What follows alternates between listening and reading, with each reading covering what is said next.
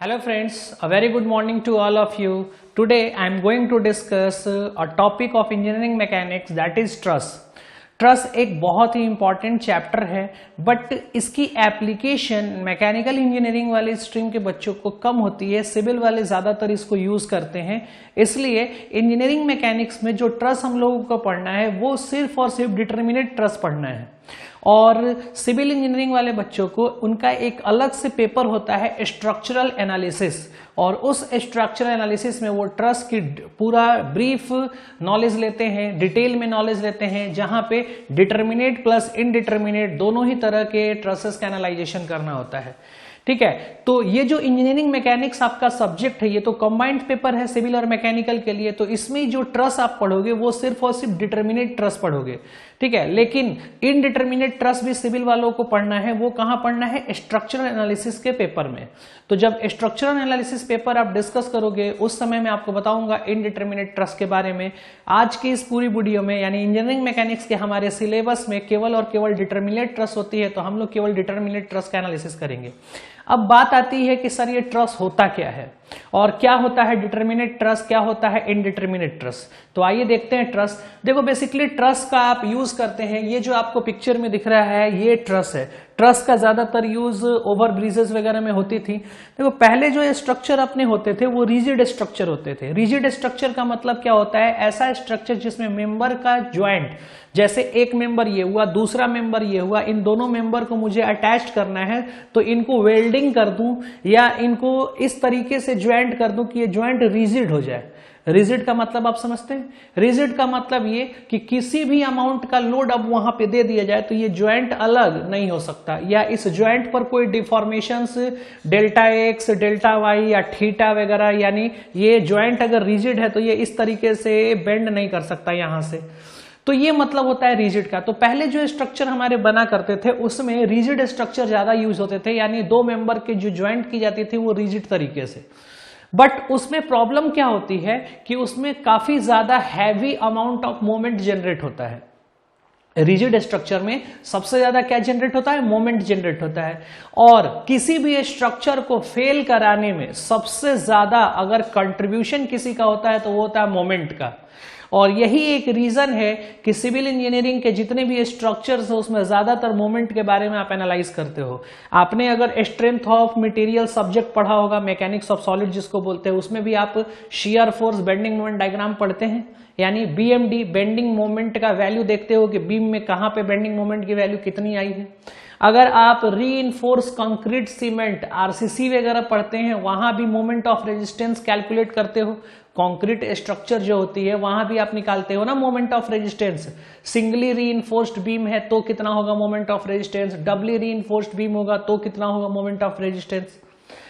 अगर आपने structural analysis किया स्ट्रक्चर, वहां भी आप कैलकुलेट करते हैं मोमेंट। स्टील स्ट्रक्चर आप पढ़ते हो वहां भी आप कैलकुलेट करते हो मोमेंट। तो ये हर बार मोमेंट मोमेंट मोमेंट मोमेंट हम लोग क्यों पढ़ते हैं? बिकॉज किसी भी स्ट्रक्चर को अगर फेल कराना है तो उसमें सबसे ज्यादा कंट्रीब्यूशन मोमेंट की होती है, यानी स्ट्रक्चर के अंदर जितना ज्यादा मोमेंट डेवलप होगा फेलियर के चांसेस उतने ही ज्यादा बढ़ते जाएंगे। बात समझ आ रही है? तो हमारे लिए जो मेन इंपॉर्टेंट पैरामीटर है जो हमारे स्ट्रक्चर को फेल करा रहा है वो क्या है? मोमेंट है। इसीलिए हम सारे ही स्ट्रक्चर में मोमेंट मोमेंट का कैलकुलेशन किया करते थे, एनालिसिस करते थे कि मोमेंट कहां पे कितनी आ रही है। अगर कहीं पे कम मोमेंट आ रही है तो वो सेफ है, जहां पे मैक्सिमम बेंडिंग मोमेंट आ रहा है वहां अनसेफ है।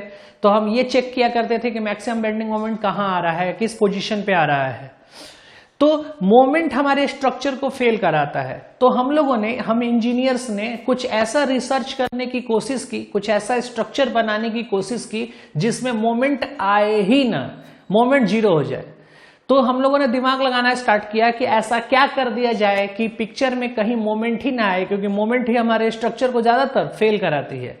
तो फिर हमने इन्वेंट किया एक ऐसे स्ट्रक्चर का जिसका नाम है ट्रस।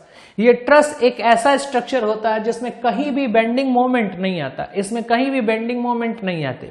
क्यों नहीं आते हैं, कैसे नहीं आते हैं, आइए इस चीज का हम लोग एनालिसिस करते हैं। So friends let's start our truss.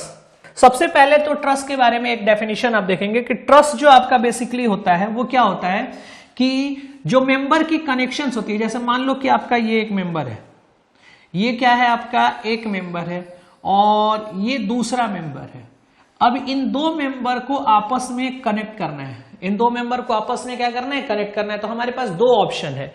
एक ऑप्शन ये है कि पहला मेंबर और ये दूसरा मेंबर दोनों को रिजिडली कनेक्ट कर दें, यानी यहाँ पे जो ज्वाइंट कर दिया गया, ये कैसा ज्वाइंट है, रिजिड। ये जो ज्वाइंट आप देख रहे हो ये कैसा है, रिजिड। अब रिजिड ज्वाइंट का मतलब क्या हुआ, रिजिड ज्वाइंट का मतलब ये हुआ कि इस स्ट्रक्चर पे अगर लोडिंग होगी तो लोड का मैग्नीट्यूड चाहे जो भी कुछ रख लो, ये ज्वाइंट में डिफॉर्मेशन नहीं होगा। ठीक है, इस ज्वाइंट में डिफॉर्मेशन नहीं होगा। दूसरा एक तरीका ये था कि एक मेंबर ये है और दूसरा मेंबर ये है और इन दोनों को पिन ज्वाइंट कर दिया गया। पिन ज्वाइंट को कॉपी पे रिप्रेजेंट करने के लिए हम लोग इस तरीके से एक सर्कल डॉट दे देते हैं। ठीक है, इस तरीके से एक सर्कल डॉट दे देते हैं। ये क्या बताता है, पिन ज्वाइंट को। ये क्या बताएगा, पिन ज्वाइंट। अब मतलब क्या होता है पिन ज्वाइंट का, इसकी बात करते हैं। पिन ज्वाइंट का मीनिंग क्या होता है, what is the meaning of pin joint and what is the meaning of rigid joint. तो इनको समझते हैं। ये दो तरीके होते हैं, इस दो मेंबर को अगर कनेक्ट करना है तो या तो रिजिडली कनेक्ट कर सकते हैं या फिर पिन ज्वाइंट कनेक्ट कर सकते हैं। इसीलिए स्ट्रक्चर की जब क्लासिफिकेशन आप पढ़ोगे तो स्ट्रक्चर बेसिकली दो तरह के होते हैं, एक रिजिड ज्वाइंटेड स्ट्रक्चर और एक होता है पिन ज्वाइंटेड स्ट्रक्चर।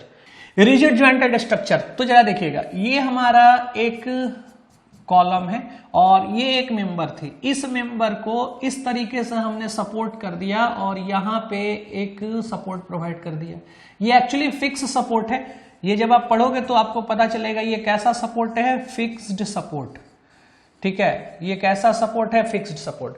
अब इस पे क्या किया मैंने, कोई लोडिंग कर दिया। जैसा सपोज दैट इस पर मैंने यहां पे ऐसे लोड लगा दिया। जब ये लोड मैं लगाऊंगा यहां पे तो इस मेंबर में डिफॉर्मेशन होगा, ये मेंबर क्या होगा, डिफॉर्म करेगा। तो इस मेंबर में क्या हो गया, डिफॉर्मेशन। तो याद रखना, ये जो मेंबर है आपका, यहां से मैंने लिख दिया ए और यहां लिख दिया मैंने बी और ये है सी, ये एसी मेंबर है, ये ए बी। तो ए बी मेंबर जो सर है वो इस तरीके से डिफॉर्म कर गया, इस तरीके से डिफॉर्म कर गया। ये फिक्स सपोर्ट है ना, तो यहां पे डिफॉर्मेशन रिस्ट्रेंड होता है, मोमेंट यहां जनरेट होता है जिसकी वजह से। ठीक है, ये सॉम वगैरह, स्ट्रेंथ ऑफ मटेरियल वगैरह में आप सीखोगे। अब ये जो मेंबर ये जो डिफॉर्म हुआ, तो अब जरा यहां पे देखेंगे, पहले वाला पिक्चर में यहां पे ये जो आपका ज्वाइंट है, इस ज्वाइंट को मैं दिखाना चाहता हूं ए वाले ज्वाइंट पर। ये जो ए ज्वाइंट है उस पर ये ए बी मेंबर और एसी मेंबर के बीच का एंगल कितना है, 90 डिग्री। ये बीच की एंगल कितनी है, 90 डिग्री। सो एंगल यहां पे 90 डिग्री है। लेकिन आफ्टर डिफॉर्मेशन, जब ये डिफॉर्म हो गया तो क्या ये अब एंगल 90 डिग्री रह गया, वो मेंबर तो नीचे आ गया, ऊपर से लोड पड़ा तो मेंबर जो है वो नीचे की तरफ आ गया, तो ये 90 रह गया, नहीं। तो यहां तो 90 अगर नहीं रह गया तो फिर ज्वाइंट रिजिड नहीं हुआ ना, क्योंकि रिजिड का मतलब यह है कि ज्वाइंट डिफॉर्मेशन के पहले अगर 90 डिग्री एंगल हो तो डिफॉर्मेशन के बाद भी कितना होना चाहिए, 90 डिग्री ही एंगल होना चाहिए। तो उसकी वजह से, रिजिडिटी की वजह से इस मेंबर में भी क्या हो जाएगा, इस तरीके से डिफॉर्मेशन हो जाएगा। यानी ये जो मेंबर है, ये मेंबर भी इस तरीके से क्या कर जाएगा, डिफॉर्म कर जाएगा। अब होगा क्या, यहां देखेंगे, आप इसके ऊपर टेंजेंट एक लगाओगे, ए बी के ऊपर एक टेंजेंट लगाओगे, और अगर आपने यहां पे ये एसी के ऊपर एक टेंजेंट लगा दिया, तो अब इन दोनों टेंजेंट के बाद एंगल आप जब चेक करोगे यहां पे, तो ये एंगल कितना दिख गया, 90। यानी डिफॉर्मेशन के पहले एंगल कितना था, 90, डिफॉर्मेशन के बाद एंगल कितना हो गया, 90। तो ऐसे स्ट्रक्चर को बोलते हैं रिजिड ज्वाइंटेड स्ट्रक्चर।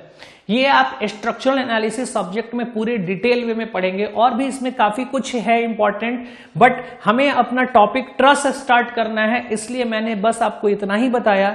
अगर आपको इसके बारे में जानना है तो फिर आप स्ट्रक्चरल एनालिसिस सब्जेक्ट में जाएंगे, वहां पे इसके बारे में पूरी डिटेल एनालिसिस की जाएगी। ठीक है, तो ये एक टाइप का स्ट्रक्चर हो गया जिसको बोलते हैं rigid jointed structure. Okay, now अब हम आते हैं अपने पिन ज्वाइंटेड स्ट्रक्चर पे। तो पिन ज्वाइंटेड स्ट्रक्चर का मतलब क्या, कि एक मेंबर ये रहा और दूसरा मेंबर ये रहा, इन दोनों मेंबर को कनेक्ट कैसे किया जाए, तो एक मेंबर ये और दूसरा मेंबर ये, और इन दोनों को कनेक्ट कर दिया ये पिन ज्वाइंट से, ये आपका पिन ज्वाइंट हो गया। अब पिन ज्वाइंट कहने का मतलब क्या, कि ये यहां से इजीली रोटेट हो सकता है। यानी अगर आप यहां पे चाहते हो इस मेंबर को, तो आप ऐसे कर सकते हैं, ये मेंबर जो है वो इधर की तरफ ऐसे रोटेट कर जाएगा, ये आसानी से ऐसे रोटेट हो सकता है। पिन जॉइंटेड का एग्जाम्पल अगर आपको समझना हो तो आपके पास आपके घर में अवेलेबल होगा सीजर, कैंची होती है ना सीजर, तो उस कैंची में आप देखना दो मेंबर होते हैं, एक दो, और दोनों मेंबर इस तरीके से पिन जॉइंटेड होते हैं कि इस तरीके से ये काम करती हैं, ठीक है कैंची। तो वो जो दो आपके मेंबर्स हैं सीजर्स में, उन दोनों को जो बीच में पाइवोटेड किया गया है उसको बोलते हैं पिन जॉइंट। क्लियर है? तो आई होप पिन जॉइंट आप समझ रहे हो। अब देखो पिन जॉइंट पर क्या होता है कि इसको आसानी से रोटेट किया जा सकता है, यानी ये इजिली क्या हो रहा है, रोटेट हो रहा है। अगर ये इजिली रोटेट हो रहा है इसका मतलब ये है कि रोटेशन को रेजिस्ट करने वाला कोई भी यहां पे अवेलेबल नहीं है। जैसे फॉर एग्जांपल मैं ये कह दूं कि ये हमारा एक फिक्स्ड सपोर्ट है और यहां पर एक मेंबर है, ठीक है, इस तरीके से, और यहां सपोर्ट कैसा दे दिया, फिक्स। अब अगर आप इसके ऊपर लोडिंग कर दोगे, इसके ऊपर क्या कर दिया आपने, लोडिंग कर दिया, तो इस लोड की वजह से ये मेंबर नीचे डिफ्लेक्ट करेगा, ये मेंबर क्या होगा, इधर डिफ्लेक्ट करेगा। जब ये मेंबर इधर डिफ्लेक्ट करेगा तो ये डिफ्लेक्शन यहां से आया, लेकिन इसी में अगर हमारा सपोर्ट ऐसा होता, अगर सपोर्ट ऐसा होता, ये कौन सी सपोर्ट है, हिंज सपोर्ट, ये कौन सी सपोर्ट है, हिंज सपोर्ट, और यहां से मेंबर कनेक्ट होते ऐसे, इस तरीके से मेंबर कनेक्ट होते, और यहां पे आप अगर लोडिंग करते तो ये मेंबर जब नीचे की तरफ डिफ्लेक्ट करता तो कैसे करता, तो ये मेंबर सीधा यूं ऐसे डिफ्लेक्शन में आ जाता, यानी पूरी एंगल यहां पे थीटा एग्जिस्ट कर जाती, कुछ ना कुछ थीटा की वैल्यू हो जाती।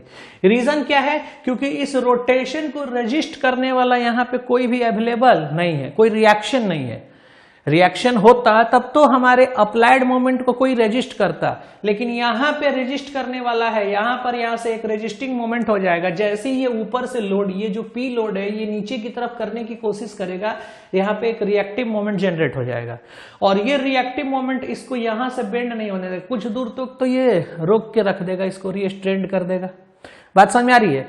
तो हम यहां पे क्या कहना चाहते हैं कि अगर इस मेंबर को आप यहां रोटेट कर दे रहे हो, इसका मतलब कि यहां पे कोई भी रेजिस्टिंग मोमेंट नहीं है, रेजिस्टिंग मोमेंट नहीं है, यानी रेजिस्टिंग मोमेंट का वैल्यू यहां पे क्या होता है, जीरो। यानी पिन ज्वाइंटेड, जिस दो मेंबर को अगर आप पिन ज्वाइंटेड कर दोगे तो उस पिन ज्वाइंट पर रेजिस्टिंग मोमेंट की वैल्यू हो जाती है जीरो, कोई भी मोमेंट वहां पे आएगा ही नहीं, मोमेंट क्या होता है, जीरो। बात समझ में आ रही है? अब आगे की तरफ चलते हैं, आगे के कुछ कॉन्सेप्ट देखते हैं। तो सर आपने ये कह दिया कि अगर एक मेंबर ये है और दूसरा मेंबर ये है, और इन दोनों मेंबर को यहां पे आपने पिन ज्वाइंट कर दिया, तो यहां पे मोमेंट कितनी हो जाएगी, जीरो हो जाएगी। क्लियर है? अब आगे समझते हैं बात। देखो कोई भी स्ट्रक्चर आपका होता है ना, अगर आपका ये एक स्ट्रक्चर है, ये एक मेंबर है, 3D व्यू में मैं थोड़ा सा एक्सप्लेन करने की कोशिश कर रहा हूं।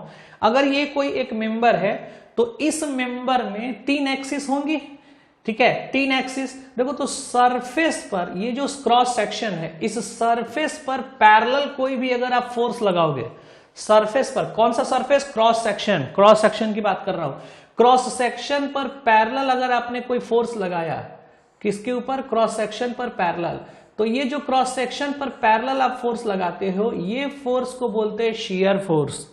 इस फोर्स को क्या बोलते हैं, शियर फोर्स, जो क्रॉस सेक्शन के पैरेलल हो।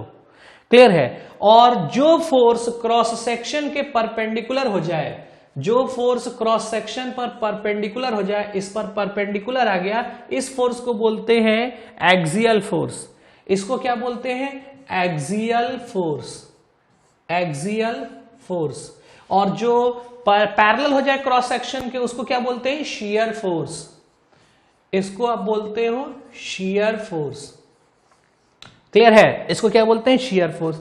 अब इसी चीज को अगर 1D में या 2D में दिखाऊं, मैं 1 डायमेंशन में मैं दिखाने की कोशिश करता हूं सेम चीज को, तो ये जो मेंबर आप 3D में देख रहे हो, इस मेंबर को मैंने एक लाइन से दिखा दिया, ये हमारा मेंबर है, ठीक है, 1 डायमेंशन में दिखा रहा हूं, एक डायमेंशन दिखा रहा हूं केवल, और इसके ऊपर 2 लोडिंग कर दी मैंने, एक लोडिंग कर दिया ये P1 और दूसरी लोडिंग मैंने यहां पे कर दी ये P2, दूसरी लोडिंग कर दी मैंने ये P2। आप मुझे जरा बताना कौन सा इसमें से एक्सियल फोर्स है और कौन सा इसमें से शियर फोर्स है। इसमें एक्सियल फोर्स कौन सा होगा और शियर फोर्स कौन सा होगा? तो सर इसमें ये जो पीली वाली फोर्स दिख रही है P1, ये आपकी कौन सी हो गई, शियर फोर्स। ये कौन सी हो गई, शियर फोर्स। और ये जो फोर्स आपको दिख रही है ये कौन सी फोर्स हो गई, एक्सियल फोर्स। इसको क्या बोल देंगे, एक्सियल फोर्स, क्योंकि ये मेंबर के क्रॉस सेक्शन जो सरफेस होगा उस पर परपेंडिकुलर होगा और ये क्या है, पैरेलल है क्रॉस सेक्शन के। ध्यान से देखना, आपको देखने में ऐसा लग रहा होगा कि ये सर परपेंडिकुलर है इस पर और ये क्या है, पैरेलल है, लेकिन इस पर हमें लॉन्गिट्यूडनल डायरेक्शन से मतलब नहीं है, हमें मतलब किससे, क्रॉस सेक्शन से। एक्चुअली में इस 3D में अगर आप दिखाना चाहो तो यहां पे जो लोड आप लगाओगे ये, इस लोड को आप बोलेंगे शियर फोर्स। ये आपका है P1, ये क्या है, शियर फोर्स। उसी P1 को मैंने यहां नीचे उतार दिया। तो देखो इस सरफेस पर जो परपेंडिकुलर होगा, यानी लॉन्गिट्यूडनल डायरेक्शन पर जो परपेंडिकुलर है, इसको लॉन्गिट्यूडनल डायरेक्शन कहते हैं। लॉन्गिट्यूडनल मतलब सबसे लंबा वाला एक्सिस, लॉन्गिट्यूडनल। तो लॉन्गिट्यूडनल डायरेक्शन पर जो परपेंडिकुलर है वो क्रॉस सेक्शन में कैसा होगा, पैरेलल। तो एक्चुअली क्रॉस सेक्शन में पैरेलल और परपेंडिकुलर देखा जाता है। तो ये फोर्स क्रॉस सेक्शन में पैरेलल है, लेकिन इस लॉन्गिट्यूडनल पर क्या है, परपेंडिकुलर है। तो आपको यहां लॉन्गिट्यूडनल पर ही परपेंडिकुलर दिखाई दे रहा होगा, लेकिन ये क्रॉस सेक्शन में जब देखोगे तो कैसा आ जाएगा, पैरेलल हो जाएगा।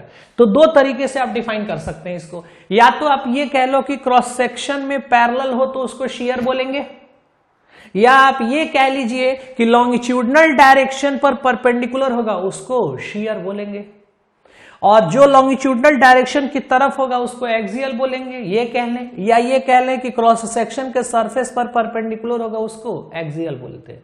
क्लियर है। तो ये आपका हो गया शियर फोर्स और ये हो गया आपका एक्सियल फोर्स। ओके, नाउ आगे चलते हैं।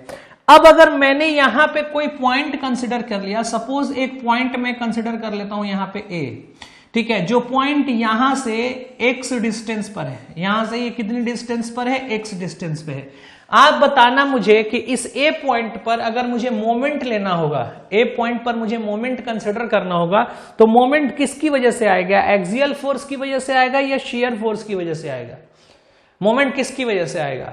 तो आप मोमेंट में क्या लिखते हो, फोर्स इंटू परपेंडिकुलर डिस्टेंस। तो फोर्स इंटू परपेंडिकुलर डिस्टेंस लिखेंगे तो P1 से परपेंडिकुलर डिस्टेंस मुझे मिलेगा। P2 से परपेंडिकुलर डिस्टेंस है क्या, नहीं, क्योंकि P2 तो इसी से पास कर रहा है। तो अगर इस पिक्चर में मुझे मोमेंट की इक्वेशन लिखनी होगी तो यहां पे मैं मोमेंट की इक्वेशन क्या लिखूंगा, moment is equal to P1 into X. क्या लिखूंगा, P1 into x. P2 into लिखूंगा क्या, नहीं, P2 का कोई मोमेंट नहीं होगा। P2 की वजह से मोमेंट कितना होगा, 0। इसकी वजह से मोमेंट कितना आएगा, इसकी वजह से मोमेंट कितना आएगा, 0। इसकी वजह से तो 0 आएगा, यानी जो भी मोमेंट आना है इसकी वजह से आएगा। तो मैं यहां से एक लाइन कह सकता हूं क्या, एक कॉन्सेप्ट, कि अगर किसी स्ट्रक्चर में आप मोमेंट लिखना चाहते हैं तो वो मोमेंट जस्ट बिकॉज ऑफ किसकी वजह से आएगा, शियर फोर्स की वजह से। एक्सियल फोर्स की वजह से कोई मोमेंट नहीं आता है। क्लियर है ये पॉइंट। तो हमने यहां से फाइनली एक कॉन्सेप्ट निकाल दिया कि मेंबर के अंदर अगर मोमेंट आता है तो वो जब भी आएगा तो किसकी वजह से आएगा, शियर फोर्स की वजह से। एक्सियल फोर्स की वजह से कोई भी मोमेंट नहीं आता, कभी भी नहीं। एक्सियल फोर्स की वजह से किसी स्ट्रक्चर में मोमेंट नहीं आएगा। मोमेंट जब भी आता है तो किसकी वजह से आता है, शियर फोर्स की वजह से। क्लियर है। अब आगे चलते हैं। अब सर अगर मैंने ये कहा कि ठीक है आपने लिख दिया मोमेंट का वैल्यू यहां पे, लेकिन अगर मैं कह दूं कि किसी रीजन की वजह से, जो भी रीजन हो, है ना, मैं बताना अभी आगे बताऊंगा आपको, लेकिन मान लो किसी रीजन की वजह से अगर ये मोमेंट 0 हो गया, अगर ये मोमेंट 0 हो गया, तो मोमेंट अगर 0 हो गया तो इसका मतलब शियर फोर्स, ये जो शियर फोर्स है आपका P1, ये शियर फोर्स भी कितना हो जाएगा, 0। क्योंकि अगर ये 0 है, x से आप डिवाइड करोगे तो शियर फोर्स भी कितना आएगा, 0 आ जाएगा। यानी अगर किसी स्ट्रक्चर में मोमेंट 0 हो रहा है, इसका मतलब शियर फोर्स भी 0 हो जाएगा। बात क्लियर है। अब आगे चलते हैं नेक्स्ट। अब हम आते हैं अपने ट्रस के ऊपर। देखो ट्रस एक्चुअली होता क्या है। तो ट्रस क्या होता है कि स्ट्रक्चर मेंबर की कनेक्शंस होती है पिन ज्वाइंटेड पर, यानी जितने भी मेंबर है सारे मेंबर को आप पिन ज्वाइंट से कनेक्ट कर दें एक ट्रायंगुलर फ्रेमवर्क में, यानी एक ट्रायंगल बनाते हुए, तो उसको बोलते हैं ट्रस। ट्रस को हम डिफाइन कैसे करते हैं, इस तरीके से कि एक ट्रस जो होता है उसमें मेंबर की जो कनेक्शन होती है वो कैसा होता है, पिन ज्वाइंट के थ्रू, किस फ्रेमवर्क में, ट्रायंगल बनाते हुए, यानी हम ट्रायंगल बनाते हुए उसको कनेक्ट करते हुए जाते हैं। ठीक है। तो हमने यहाँ पे एक ट्रायंगल बना दिया और इसको कनेक्ट कर दिया पिन ज्वाइंटेड से, तो ये क्या दिख रहा है आपका, एक ट्रस। ये एक ट्रस है। इसका सपोर्ट प्रोवाइड कर देता हूं बाहर से, इस पे लगा दिया। ये हिंज सपोर्ट पे दो रिएक्शन होते हैं, एक वर्टिकल और एक हॉरिजेंटल, और यहां पे लगा दिया रोलर सपोर्ट। रोलर सपोर्ट को आप इस तरीके से दिखा सकते हो, रोलर सपोर्ट को, या इसी को हम लोग ऐसे भी दिखाते हैं, केवल ऐसे सर्कुलर सेक्शन देकर और ऐसा कर दिया, तो ये भी एक तरीके का क्या है, रोलर सपोर्ट ही है।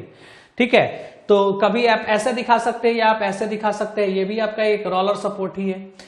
तो ये हमारा क्या बन गया, ट्रस। तो ट्रस को डिफाइन कैसे करते हैं ट्रस में, कि आपका कम से कम 3 मेंबर होना चाहिए। 3 से ज्यादा कितना भी ले सकते हो, लेकिन मिनिमम कितने मेंबर होना चाहिए, 3। और सबकी ज्वाइंट कैसी होनी चाहिए, पिन ज्वाइंटेड। ये पिन ज्वाइंटेड है। ठीक है, ये कैसा है ज्वाइंट था, पिन ज्वाइंट। ये कैसा ज्वाइंट है, पिन ज्वाइंट। सबकी ज्वाइंट कैसी होनी चाहिए, पिन ज्वाइंट। और किस फ्रेमवर्क में, ट्रायंगुलर फ्रेमवर्क में। क्लियर है। तो अब एक चीज आप समझेंगे कि सर अगर ट्रायंगुलर फ्रेमवर्क में ये है, इसका मतलब इस वाले पॉइंट पर भी मोमेंट 0 होगा, इसका मतलब इस वाले पॉइंट पर भी मोमेंट 0 होगा, और इसका मतलब इस वाले पॉइंट पर भी मोमेंट 0 होगा ना, मोमेंट 0, क्योंकि कैसा ज्वाइंट है, पिन। और पिन ज्वाइंट है तो वहां से रोटेशन अलाउड है। जहां पे आपने पिन ज्वाइंट कर दिया वहां से आप इजीली इस तरीके से रोटेट कर सकते हैं, यानी मोमेंट को रेजिस्ट करने वाला कोई भी नहीं है, यानी रिएक्टिव मोमेंट वहां पर क्या हो गया, 0। तो मोमेंट क्या हो गए, यहाँ पे 0 हो गए। तो हर जगह मोमेंट क्या है, 0 है। अब मुझे एक चीज बताना कि अगर मोमेंट 0 है और किसी भी एक मेंबर में, अगर इस मेंबर को आप कट करते हो, यहां से काटते हो, तो अगर इस मेंबर को यहां से काटते हो तो मेंबर के अंदर जो इंटरनल फोर्सेस दिखाई देंगे वो क्या क्या दिखाई देंगे। तो मेंबर के अंदर अगर मैं यहां से काटूंगा तो मेंबर, अगर ये मेंबर है तो इस मेंबर के अंदर चांसेस तो 2 ही फोर्स की होती है, 2 ही तरह का फोर्स अवेलेबल होता है ना, एक होता है एक्सियल फोर्स और दूसरा होता है शियर फोर्स। तो एक आपका ये एक्सियल फोर्स का चांस है और एक आपका ये शियर फोर्स का चांस है। एक्सियल फोर्स जो मेंबर के अलोंग होगा और शियर फोर्स जो इस मेंबर पर परपेंडिकुलर होगा, या आप ये कह सकते हो क्रॉस सेक्शन में पैरेलल होगा। तो 2 फोर्स की चांसेस है। अब मुझे एक बात बताना कि अगर ये 2 फोर्स की चांसेस है, इस वाले को मैंने P1 कह लिया और इस वाले को मैंने P2 कह लिया, आप देख रहे हो कि इस वाले पॉइंट पर भी मोमेंट 0 है और इस मेंबर के इधर, ये जो मेंबर इधर जाएगा यहां पे, तो इस वाले पॉइंट पर भी मोमेंट क्या है, 0 है। यहां भी मोमेंट क्या होगा, 0 होगा।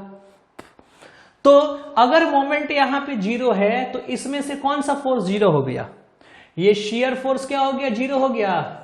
फटाफट बताना, क्या ये शियर फोर्स 0 हो गया? बिल्कुल सर 0 हो गया। तो यानी इस पूरे ट्रस के मेंबर में, चाहे ये वाला मेंबर ले लूं, चाहे ये वाला मेंबर ले लूं, चाहे ये वाला मेंबर ले लूं, हर मेंबर के अंदर जो फोर्स आएगा वो कौन सा आएगा, केवल और केवल कौन सा फोर्स, एक्सियल फोर्स। केवल और केवल कौन सा फोर्स, एक्सियल फोर्स, क्योंकि शियर फोर्स ये वाली वैल्यू क्या हो जाएगी, 0 हो जाएगी। तो ट्रस एक ऐसा स्ट्रक्चर है जिसमें केवल एक्सियल फोर्स आता है, शियर फोर्स और बेंडिंग मोमेंट की वैल्यू हो जाती है 0। तो हम इंजीनियर ने ये एक सुपर स्ट्रक्चर हमने डिजाइन किया जिसके अंदर कहीं मोमेंट आता ही नहीं है, और किसी भी स्ट्रक्चर को फेल करने का चांसेस जो होता है वो मोमेंट की वजह से ज्यादातर होता है, और ये एक ऐसा स्ट्रक्चर जिसमें मोमेंट ही नहीं आता, तो सेफ्टी हो गई ज्यादातर। इसीलिए जो ब्रिजेस वगैरह बनाई जाती हैं उसमें सबसे ज्यादा इस्तेमाल ट्रस का होता है। जितने भी बड़े स्ट्रक्चर बनाए जाते हैं वहां ट्रस का इस्तेमाल होता है। आप स्टेशन पे अगर जाएंगे तो स्टेशन पे जो प्लेटफॉर्म की शेड होती है, जहां पे यात्रियों की बैठने के लिए, पैसेंजर्स को बैठने के लिए बनाई जाती है, ऊपर में शेडिंग वगैरह, वो शेड बहुत बड़े बड़े बनाए जाते हैं, यानी प्लेटफॉर्म को पूरा यहां से लेकर के और काफी दूर तक ऊपर में वो शेडिंग दी जाती है। अब उतने बड़े शेड का लोड वगैरह आपको प्रोवाइड कराना है, रेजिस्ट कराना है, तो वहां पे इस्तेमाल किसका किया जाता है, ट्रस का। आप देखेंगे कि रॉड लगाई जाती है, जैसे ही आप यहां पे देख रहे हो, इस तरीके से ट्रस शेडिंग किया जाता है। देखो ये ट्रायंगुलर फ्रेमवर्क में है, ये कैसा फ्रेमवर्क में है, ट्रायंगल, है ना, ये दिख रहा है ना ट्रायंगल, हर जगह ये कैसा फ्रेमवर्क बनता है, ट्रायंगल, ट्रायंगुलर फ्रेमवर्क में बनाई जाती है। बात समझ में आ रही है? तो ये हमारा होता है ट्रस। आप अगर कोई भी बड़ी बड़ी फैक्ट्री देखोगे तो जहां बड़े बड़े फैक्ट्री वगैरह बनते हैं, जहां पे शेडिंग वगैरह लगाई जाती है, वहां पे भी ट्रस का यूज करते हैं। तो ट्रस जो है वो ऐसा स्ट्रक्चर है जिसमें मोमेंट नहीं आता है। अब और भी इंजीनियरिंग हमारी आगे बढ़ चुकी है। आज के डेट में हम एक न्यू कॉन्सेप्ट पे वर्क कर रहे हैं। अब तो जो ब्रिजेस वगैरह बनती है उसमें ज्यादातर केबल सस्पेंशन ब्रिज बनती हैं। ये केबल सस्पेंशन ब्रिज क्या होता है वो आप स्ट्रक्चरल एनालिसिस में जाकर के पढ़ोगे। केबल सस्पेंशन ब्रिज जो स्ट्रक्चरल एनालिसिस का एक चैप्टर है, इन्फ्लुएंस लाइन डायग्राम, वहां पे आप देखेंगे। और उसी के अंदर एक पढ़ना है टॉपिक केबल एंड आर्चेज। तो वहां केबल एंड आर्चेज में जाकर के आप देखोगे कि किस तरीके से केबल सस्पेंशन ब्रिज काम करता है। क्लियर है? तो ये ट्रस आई थिंक आपको क्लियर हो गया होगा। ट्रस क्या होता है? एक ऐसा स्ट्रक्चर जिसमें सारे मेंबर्स को पिन ज्वाइंटेड कनेक्ट करते हैं ट्रायंगल फ्रेमवर्क में। और ट्रस एक ऐसा स्ट्रक्चर है जिसमें कहीं भी बेंडिंग मोमेंट और शियर फोर्स नहीं आता, सिर्फ और सिर्फ क्या आता है? एक्सियल फोर्स आता है। ये आपका एक ट्रस है। इसको डिफाइन कैसे करेंगे? A truss which can be formed by adding successively two member with pin jointed. जो ट्रस हम लोग बनाते हैं उसमें दो मेंबर का कनेक्शन जो होता है वो कैसा होता है? पिन ज्वाइंटेड से। दो मेंबर को कनेक्ट कैसे करते हैं? पिन ज्वाइंटेड से। किस फॉर्म में? ट्रायंगुलर फ्रेमवर्क में। ट्रायंगुलर फ्रेमवर्क में। क्लियर है? कोई पॉइंट, कोई दिक्कत? नेक्स्ट आगे समझते हैं। जो ट्रस के मेंबर्स होते हैं, all the member of truss carry only axial force, यानी सिर्फ और सिर्फ ट्रस में क्या कैरी होगा? केवल और केवल एक्सियल फोर्स। ठीक है, इसका मतलब ये हुआ कि मैं यहां पे लिख दे रहा हूं कि शियर फोर्स ये 0 होगी एंड बेंडिंग मोमेंट ये क्या हो गया? 0 होगा। ठीक है, ये क्या हो गया? 0 हो गया। यानी अगर ट्रस से आपने कोई ओवर ब्रिज वगैरह बनाया, जैसे मान लो कि ये हमारा ओवर ब्रिज है, ठीक है, ये मैंने एक ओवर ब्रिज बना दिया ऐसे, और इसके ऊपर कोई गाड़ी जा रही है, कोई ट्रेवल कर रहा है, तो जब गाड़ियों का लोड बीच में जाएगा, बीच पॉइंट पे जाएगा, तो ऊपर से बीच में जब लोड लगेगा तो इस लोड की वजह से इधर या इधर सपोर्ट पे मोमेंट जनरेट होगा। फोर्स यहां से परपेंडिकुलर रहेगा, डिस्टेंस ये रहेगा, तो फोर्स इंटू परपेंडिकुलर डिस्टेंस एक मोमेंट जनरेट होगा ना। लेकिन अगर ट्रस की ब्रिज आपने बनाई है तो उसमें मोमेंट आएगा ही नहीं। क्यों? क्योंकि वो तो लचीलापन होता है, वो हर जगह से रोटेशन फ्री है, रिजिड स्ट्रक्चर तो है नहीं, तो उसमें क्या होगा? मोमेंट आएगा ही नहीं। क्लियर है? आइए देखते हैं। जैसे फॉर एग्जांपल आप इस एनिमेशन के द्वारा देख सकते हो कि आपकी ये जब बस पार कर रही है इधर से उधर, तो इस ट्रसेस में, ठीक है, ये सस्पेंशन है, ट्रस में सस्पेंशन हो रहा है जिसकी वजह से शॉक एब्जॉर्बिंग हो जा रहा है और इसके अंदर मोमेंट जनरेट नहीं होगा। लेकिन अगर ये जो आपका ज्वाइंट है ये पिन ज्वाइंटेड, इस पिन ज्वाइंटेड को दिखाने के लिए ऐसे डॉट लगा देते हैं। आप देख सकते हो हर जगह व्हाइट व्हाइट कलर का एक डॉटेड लगा हुआ है यहाँ पे। अगर ये रिजिड स्ट्रक्चर कर दिया जाए, पूरी की पूरी रिजिड कर दी जाए, तो ऊपर से जब लोड लगेगा, ये जो बस या ट्रक जो भी जा रहा है, अगर इसकी लोड लगेगी तो फिर दोनों साइड में मोमेंट जनरेट हो जाएंगे। लेकिन अभी इसके अंदर मोमेंट जनरेट नहीं हो रहा है। क्लियर है? तो आई होप सो कि आपको ट्रस समझ में आया होगा। अब हम समझते हैं कि ट्रस डिटर्मिनेट और इनडिटर्मिनेट कैसे होता है, क्या मतलब होता है डिटर्मिनेट स्ट्रक्चर का, क्या मतलब होता है इनडिटर्मिनेट स्ट्रक्चर का। तो आइए समझते हैं डिटर्मिनेट और इनडिटर्मिनेट की कहानी। आप मुझे पहले ये बताना एक पॉइंट कि मैंने जैसे आपको लिख दिया यहां पे कि 2x + 3 = 4, ये आपने लिख दिया 2x + 3 = 4। क्या आप यहां से x का वैल्यू कैलकुलेट करके बता दोगे? इजिली आप सॉल्व कर सकते हैं। वेरी गुड, बहुत अच्छे। अब मैं आपको यह कहता हूं कि यहां पे मैंने y लगा दिया, 2x + 3y = 4। आप मुझे x और y की वैल्यू बता दो। क्या अब आप सॉल्व करके बता दोगे? नहीं, अब आप कैलकुलेट नहीं कर सकते। रीजन क्या है? क्योंकि सर इक्वेशन एक ही है और वेरिएबल कितने हो गए? 2। इक्वेशन एक ही है और वेरिएबल कितने हो गए? 2। जरा मुझे बताना कि अगर मैंने यहां पे एक स्ट्रक्चर लिख दिया 3x + 2y = 8, क्या अब आप x और y की वैल्यू बता देंगे? बिल्कुल सर, आसानी से बता देंगे। 2 इक्वेशन है, 2 वेरिएबल है, इजिली आप सॉल्व कर देंगे इसको। लेकिन अब जरा आप बताना मुझे, मैंने यहां पे लिख दिया एक टर्म z, अब क्या आप वैल्यू बता देंगे? नहीं, अब वैल्यू आप नहीं बता सकते क्योंकि इक्वेशन कितने हैं? 2 और वेरिएबल कितने हो गए? 3। तो जब कॉन्सेप्ट क्या बना यहां से कि सर जब इक्वेशन आपका, इक्वेशन और अननोन, 2 चीजें हैं यहां पे, समझेंगे यहां पे इक्वेशन और अननोन। अगर अननोन की वैल्यू ज्यादा है, अगर अननोन की वैल्यू ज्यादा हो इक्वेशन कम हो तो ऐसे में अननोन का वैल्यू आप सॉल्व नहीं कर पाएंगे। अगर अननोन ज्यादा हो गया, ये वैल्यू अगर ज्यादा हो गई, ठीक है, और ये इक्वेशन कम है, तो अननोन ज्यादा हो गया, इक्वेशन कम है, तो क्या वैल्यू को सॉल्व कर पाएंगे? नहीं कर पाएंगे। तो यही सेम चीज हम लोग यहां पे ट्रस्ट में लेकर के चलेंगे। अब अननोन्स के फॉर्म में क्या होती है? तो अननोन के फॉर्म में दो चीजें होती हैं, एक आपका होता है रिएक्शन और एक होती है मेंबर फोर्स। अननोन्स के फॉर्म में दो चीजें होती हैं, एक रिएक्शन और दूसरा मेंबर फोर्स। तो अगर रिएक्शन प्लस मेंबर फोर्स, इन दोनों को मिलाकर के अननोन कहते हैं। अगर रिएक्शन प्लस मेंबर फोर्स का वैल्यू यानी अननोन का वैल्यू ज्यादा है, यानी ऐसा स्ट्रक्चर जिसमें सपोर्ट पर जो रिएक्शन डेवलप हो रहे हैं वो और मेंबर के अंदर जो फोर्सेस हैं वो, उन सबको मिला दिया जाए और जितनी इक्वेशन वहां पे अवेलेबल है उनसे ज्यादा हो जाए, अगर ये वैल्यू ज्यादा हो जाए तो क्या आप इसकी वैल्यू सॉल्व कर पाओगे? नहीं कर पाएंगे।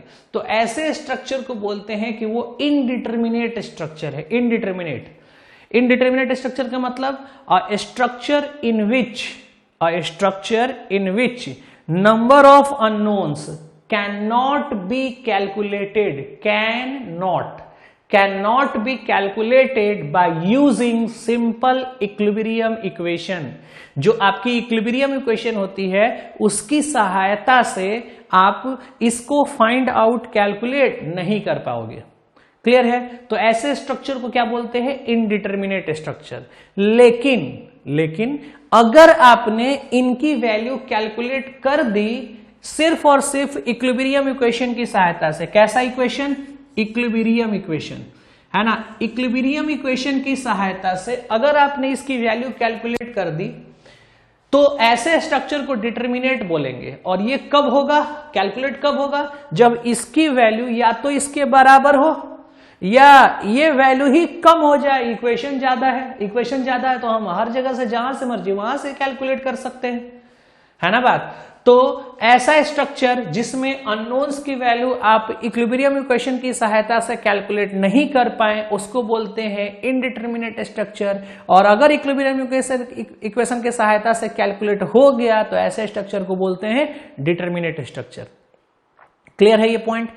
तो जरा मुझे बताना यहां पे एक और पॉइंट कि इस वाले स्ट्रक्चर में कितने ऐसे अननोन्स हैं जिसका वैल्यू हम लोग फाइंड आउट नहीं कर सकते हैं।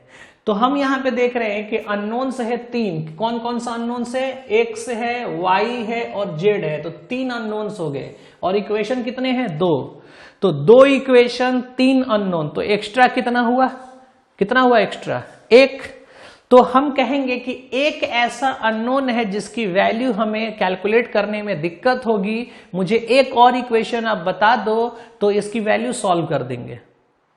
तो नंबर ऑफ एक्स्ट्रा इक्वेशन, या ये कह लूं कि number of that unknowns which value can not be find out, वो नंबर ही इनडिटर्मिनेसी होती है। उसी को बोलते हैं इनडिटर्मिनेसी ऑफ स्ट्रक्चर, यानी वो वैल्यू कितना आएगा वो स्ट्रक्चर की इनडिटर्मिनेसी हो जाएगी। सपोज दैट एक स्ट्रक्चर से समझते हैं। मान लीजिए कि एक स्ट्रक्चर है, इस स्ट्रक्चर में अननोन्स जो हैं, अननोन्स में क्या क्या चीजें होती हैं? तो अननोन्स में 2 चीजें होती हैं। क्या क्या? एक तो मेंबर फोर्स होता है, और प्लस में क्या होता है? रिएक्शन। मेंबर फोर्स और प्लस में रिएक्शन। अगर इनकी वैल्यू सपोज दैट हमने ले लिया 8, कितनी मान ली? 8, और इसमें इक्विलिब्रियम इक्वेशन जो है, इसमें इक्विलिब्रियम इक्वेशन जो है वो वैल्यू मान लो आपका है 6। तो अननोन्स कितने हैं? 8 हैं। इक्विलिब्रियम इक्वेशन कितना है? 6 है। कितने ऐसे वैल्यू हैं जिसका आप कैलकुलेट, कितने ऐसे अननोन से जो वैल्यू आप सॉल्व नहीं कर पाओगे? तो 2।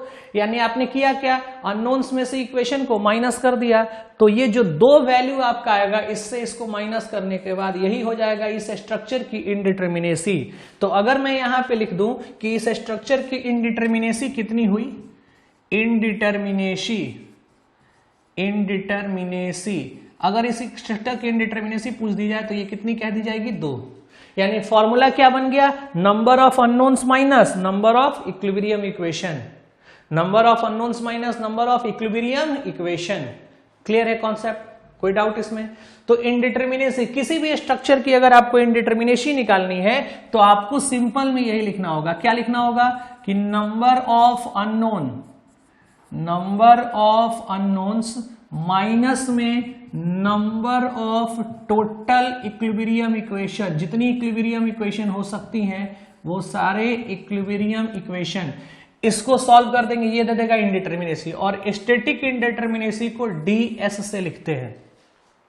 स्टैटिक इंडिटर्मिनेसी को किस से लिखते हैं? ds से। देखो जब आप स्ट्रक्चर पढ़ोगे तो वहां पे आपको बताया जाएगा कि इंडिटर्मिनेसी दो तरह की होती है, एक स्टैटिक इंडिटर्मिनेसी, एक काइनेटिक इंडिटर्मिनेसी। मैं बात अभी स्टैटिक की कर रहा हूं क्योंकि मुझे केवल और केवल ट्रस पढ़ना है और इंजीनियरिंग मैकेनिक्स का ये सिलेबस है, तो इंजीनियरिंग मैकेनिक्स के सिलेबस के हिसाब से मैं चीजें आपको डिस्कस कर रहा हूं।